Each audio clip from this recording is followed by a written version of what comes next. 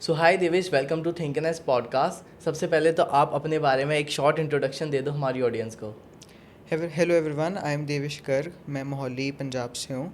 I recently cleared JEE advance 2025 and I have secured admission into IIT Kharagpur into the mechanical engineering department. मैं I will be pursuing BTech in the same.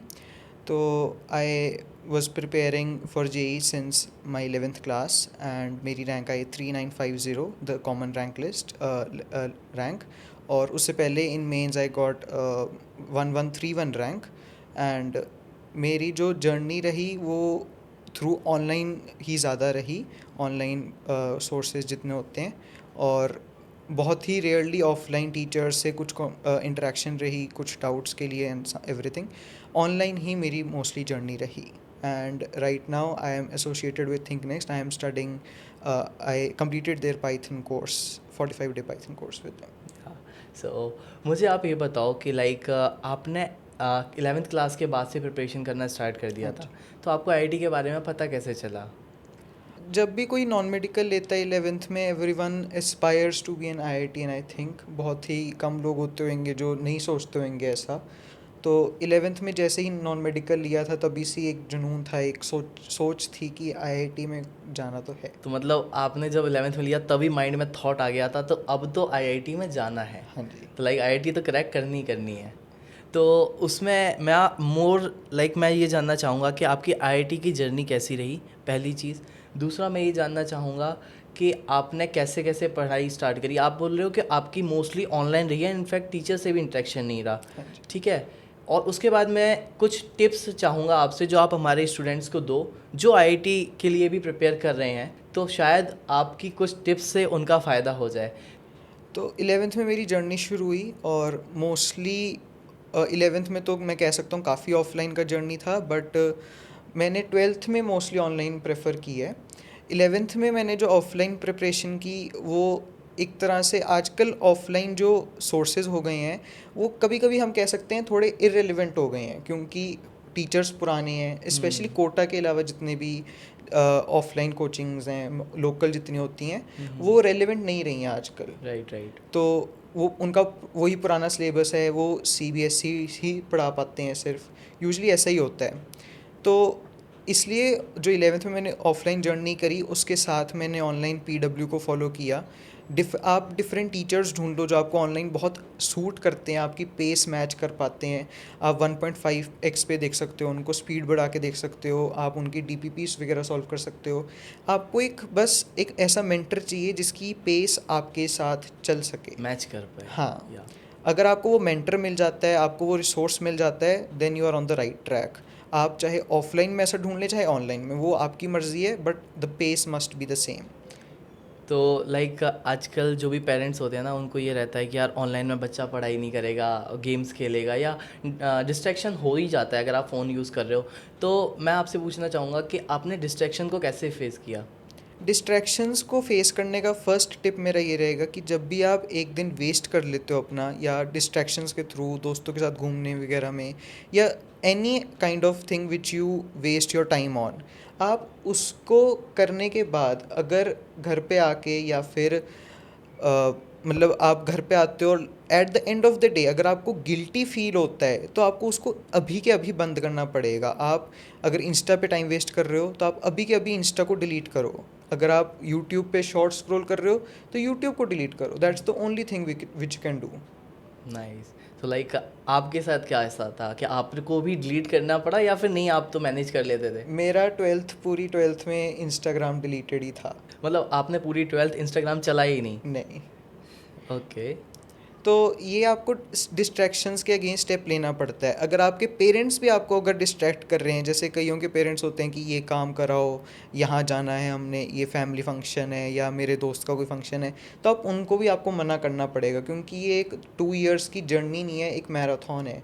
अगर आप एक बार भी थक गए, बाहर चले गए, तो then you are out. Okay.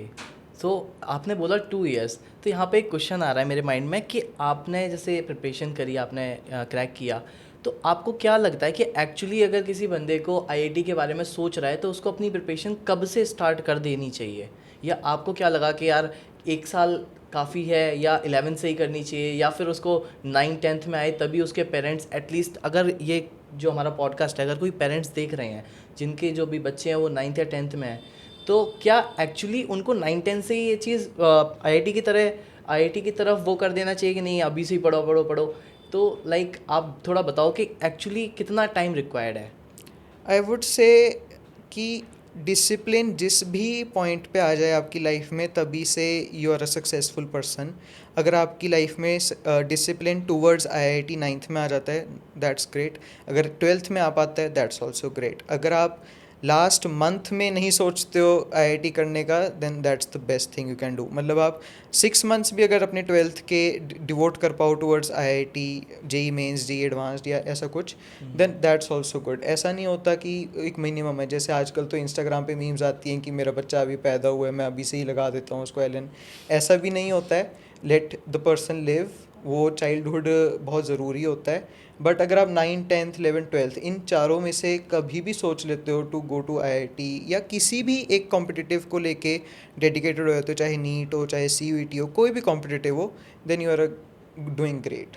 Okay, so आपने मीम की बात की. अभी लेटेस्ट में कुछ मीम्स वायरल हो रही थी कि जो बच्चों ने नीट या जेई क्लियर तो कर लिया, बट वो जब सेलिब्रेशन का टाइम आया वो सेलिब्रेट ही नहीं कर पा रहे हैं. कुछ इस काइंड की वीडियो आ रही थी. तो क्या एक्चुअली ऐसा होता है कि यार बंदा पढ़ाई में इतना ज़्यादा लीन हो जाता है कि अब उसको हैप्पीनेस या वो सब चला गया? क्या ऐसा कुछ है या फिर बस वो दिखावा है या लोगों को बस भड़का रहे हैं मीम्स के थ्रू? ये कई केसेस में ट्रू है. जैसे अगर मैं अपना एग्जांपल दूं, तो मैं इतना बिजी था पढ़ाई में कि जैसे कईयों मोस्ट ऑफ द बॉयज़ का कुछ ना कुछ शौक होता है, या तो बाइक्स का या कार्स का. मुझे कोई शौक नहीं है वैसा. मैंने if I see a super bike, वो अच्छी है. मुझे कोई बायस नहीं है कि BMW अच्छी है या कोई और कार कंपनी या बाइक कंपनी अच्छी है. तो आप कुछ सेक्रीफाइसेस कर देते हो, ये बहुत ट्रू बात है. आप पर बहुत हद तक हैप्पीनेस सेक्रीफाइस नहीं होती. आप किसी ना किसी चीज़ में हैप्पीनेस ढूंढ सकते हो. ऐसा नहीं है कि सारे सोर्सेज बंद हो गए हैं. किसी ना किसी सोर्स में आपकी हैप्पीनेस बसी होती है, वो आप ढूंढ सकते हो अपने. ओके, तो ये बहुत ही अच्छा आंसर था आपकी साइड से. तो लाइक आप ये बोल रहे हो कि हाँ, मतलब काफ़ी हद तक तो नहीं, बट हाँ कुछ परसेंट ये बात सच है. हाँ. कुछ केसेस में ऐसा होता है. ओके.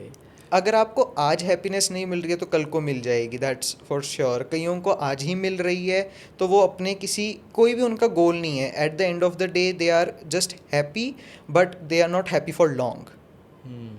तो अभी हमने बात की डिस्ट्रैक्शन के बारे में. एक और चीज़ डिस्ट्रैक्शन के साथ साथ देखी जाती है कंपैरिजन. जो माँ बाप होते हैं वो कंपेयर करते हैं कि देखो शर्मा जी के लड़के ने तो क्रैक कर लिया, उसकी तो नौकरी भी लगी, या वो तो अभी से ही कमा रहा है और तू तो प्रिपरेशन में ही टाइम निकाल रहा है, इतना अटैम्प्ट हो गए, या जो अपने ही साथ के उसके इतने नंबर आए, तेरे इतने नंबर आए. तो इस तरीके के कंपैरिजन को आप कैसे टैकल करते हो? क्या आपको भी फेस करना पड़ा?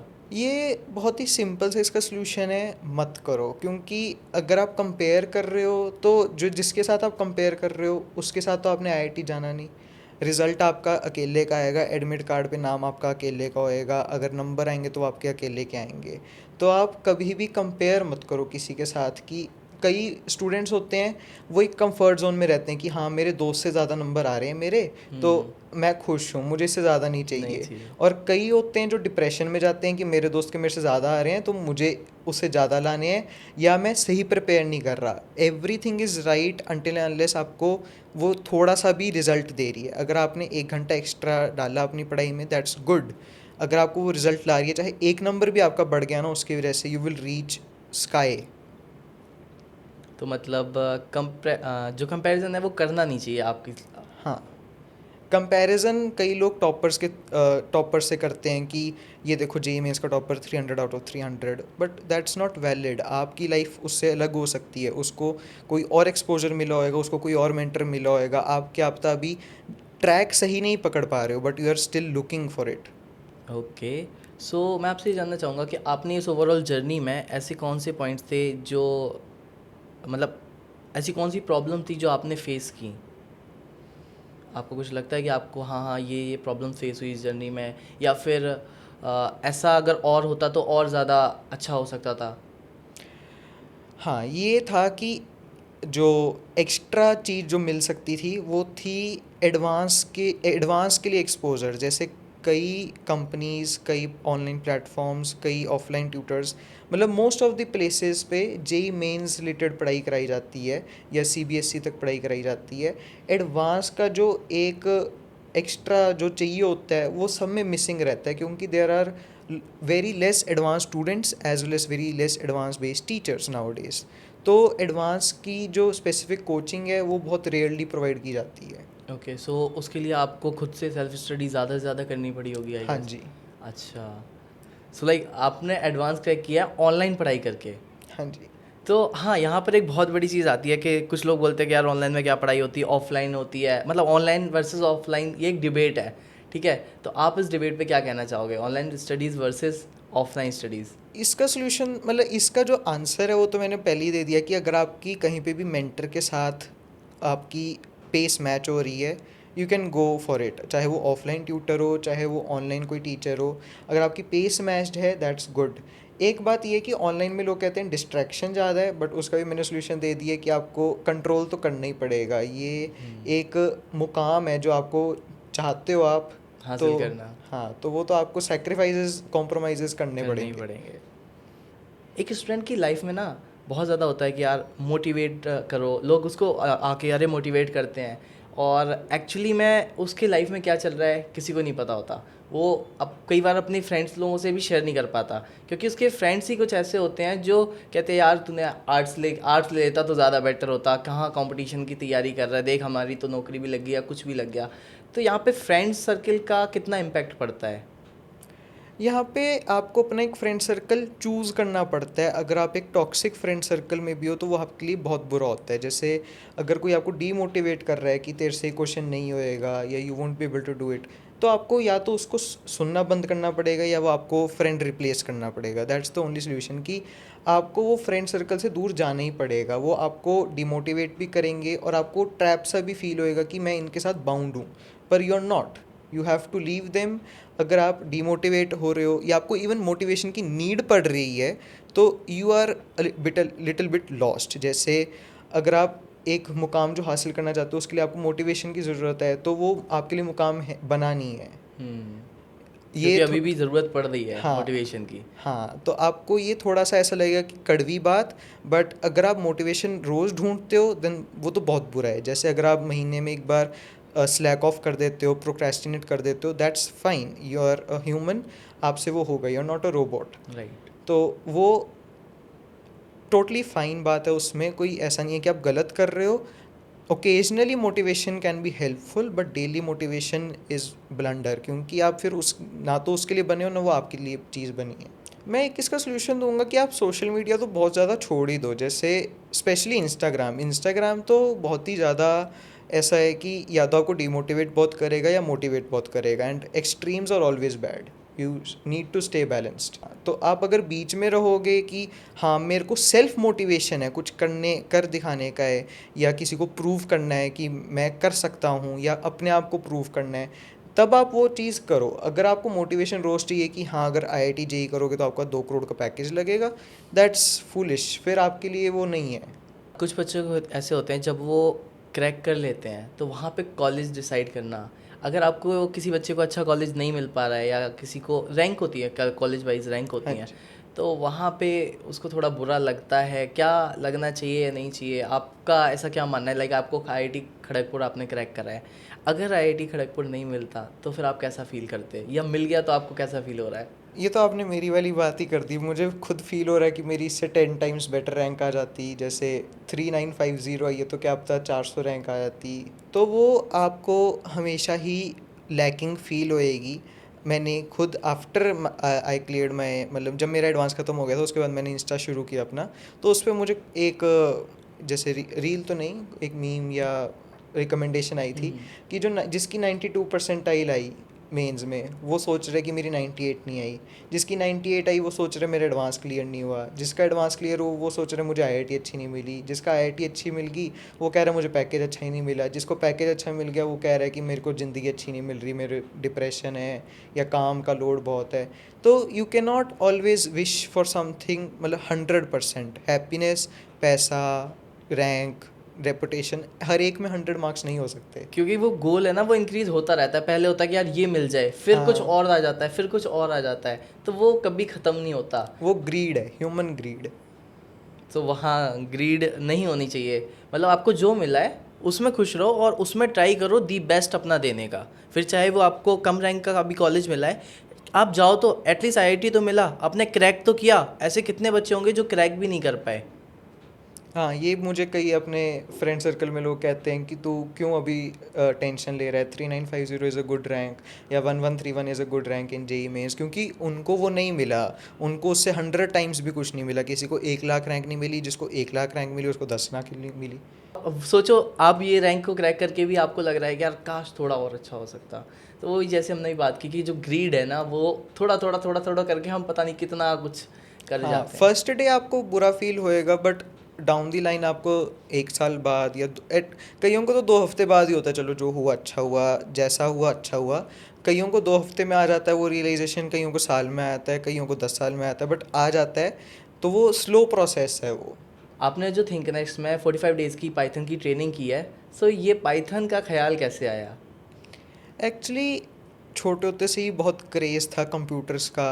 वो तो चाहे गेम्स के लिए हो, बट कंप्यूटर्स का तो क्रेज़ था ही। तो इस और आजकल तो everything is run via software, AI, या everything is based on computers. तो मैकेनिकल फील्ड भी आजकल बहुत इन्हेंस्ड हो गई है ड्यू टू कंप्यूटर्स। तो एक इंटरसेक्शन चाहिए था सीएस एंड मैकेनिकल का। जैसे कोई सोचता तो है नहीं कि मैंने मैकेनिकल में जाना है, सारे सोचते हैं मैंने सीएस करनी है। तो since I am going into mechanical, I am still thinking कि एक इंटरसेक्शन मिले सीएस एंड मैकेनिकल का। जैसे ड्रोन टेक्नोलॉजी हो गई, डिफेंस मैकेनिज्म्स हो गए, एरो मॉडलिंग वगैरह हो गई। हर एक फील्ड में, हर एक फील्ड को आप सीएस से एनहेंस कर सकते हो। जैसे एक सीएस एक सपोर्ट है जिससे आप बहुत अच्छे मुकाम पे पहुंच सकते हो किसी भी फील्ड में। So all the best. आपसे बात करके बहुत अच्छा लगा। एंड एट द एंड आप हमारे स्टूडेंट्स को कोई मैसेज देना चाहोगे तो प्लीज़। आई वुड सजेस्ट कि अगर आपका कोई भी गोल है, मतलब पहली बात तो आप गोल चूज़ करो। ऐसा नहीं है कि मुझे रोल्स रॉयस ही लेनी है, ऐसा गोल नहीं। एक ऐसा गोल जो आपको ग्रो करने में हेल्प करे, वो रोल्स रॉयस ही दिलाने में हेल्प करे। आप एक ऐसा गोल चूज़ करो, आप उसकी तरफ शिद्दत से काम करो, दिन रात एक करके काम करो। डिस्ट्रैक्शंस को लिमिट करो, not zero but limit them. आप अपने दोस्तों के साथ बातचीत कर सकते हो, that's not a bad thing to do, but limit is the thing. Okay, so thank you so much. काफ़ी अच्छा लगा। आपने बहुत अच्छा प्यारा सा मैसेज दिया। एंड आई विश आप आगे बहुत अच्छा पैकेज क्रैक करो। आपकी ये जो जर्नी है वो और ज़्यादा ब्यूटीफुल रहे अभी तक जितनी रही है। आगे और भी अच्छे आप मुकाम पर पहुँचो। Thanks a lot.